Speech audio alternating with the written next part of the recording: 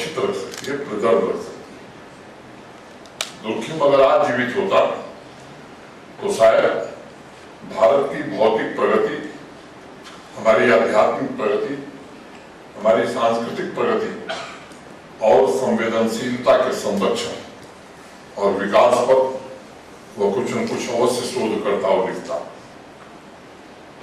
कुछ वर्ष पहले एक मैं मैगजीन पढ़ रहा था।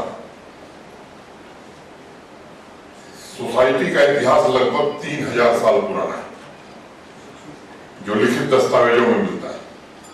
इसके इतिहास ठीक ठाक ढंग से मौजूद है और आपको मालूम है कि इन 3000 सालों में दुनिया ने 18,000 युद्ध देखे। इसका मतलब हर वर्ष 6 युद्ध, और इसका परिणाम, इसके विध्वंसक परिणाम विश्व ने झेला है।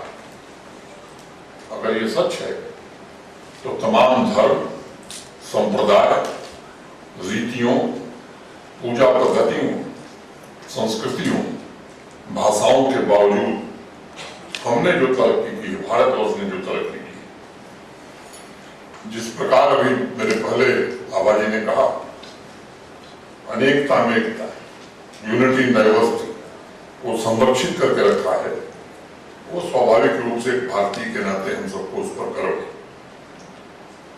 इसके अगर डिटेल में जाकर हम देखते हैं तो बड़े सवाल हमारे मन में खड़े होते हैं, और मुझे लगता है कि उसका जवाब यही जम्मू कश्मीर की मिट्टी में ही हमें मिल जाता है, कहीं बाहर जाने की जरूरत नहीं है। पौराणिक किताबों में इस बात का जिक्र है।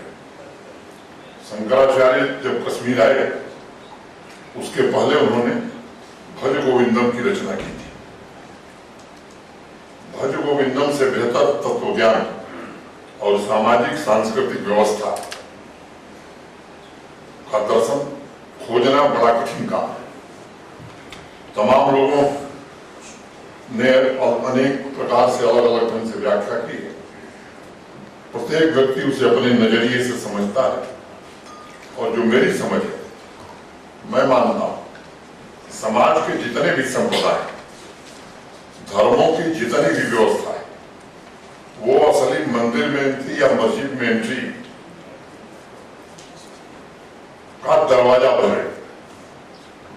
एक बार एंट्री हो गई, फिर दरवाजा पीछे छूट जाता है।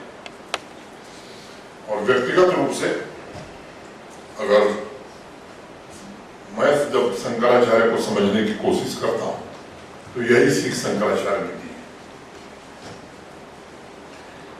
भारतवर्ष की संस्कृति को डिफाइन करने वालों ने भी इसे भारत की सनातन सांस्कृतिक परंपरा और सामाजिक व्यवस्था ही माना है, उसे मान्यता दी।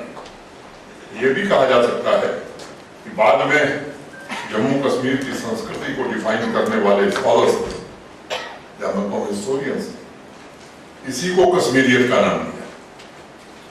जम्मू कश्मीर हजारों वर्षों से भारत का मुकुटमणि ही नहीं, ज्ञान, अध्यात्म की मिली जुली धरती रही, और इसका विचार प्रवाह इतना विस्तृत रहा है कि अनेक दर्शन और परंपराएं इसी धरती से प्रस्फुटित हुई।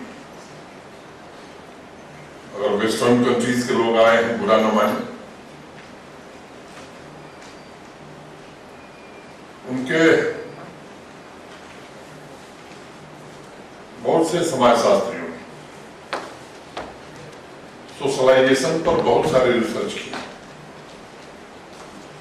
और उनकी जो हाइपोथेसिस है, ज्यादातर उनके सवालों के जवाब हमारे पुराने ग्रंथों में यही मिल जाते हैं।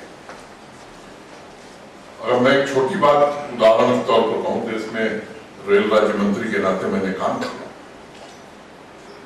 मुझे लगता है कि फास्ट सोशलाइजेशन का जो स्वरूप भारतीय रेल में दिखता है, वो दुनिया के किसी कोने में नहीं दिख सकता। एक दूसरे से अनजान परिवार, पहले से कभी भेंट नहीं, ट्रेन की बॉगी में मिले। कई अवसरों पर आपने देखा होगा, एक साथ भोजन भी किए, और परिवार परिवार की गोपनीय सीक्रेट बातें भी आपस में चर्चा की। अब लंदन, फ्रैंकफर्ट, न्यूयॉर्क, ओस्लो में अगर आप ट्रेवल कर रहे हैं तो मुझे लगता है इसकी तो कल्पना ही नहीं कर सकते आप कि ऐसा भी हो सकता है। आपको ऐसा दृश्य नहीं दिखेगा, लेकिन हमारे यहाँ जो कल्चर को परसीव और एक्सेप्ट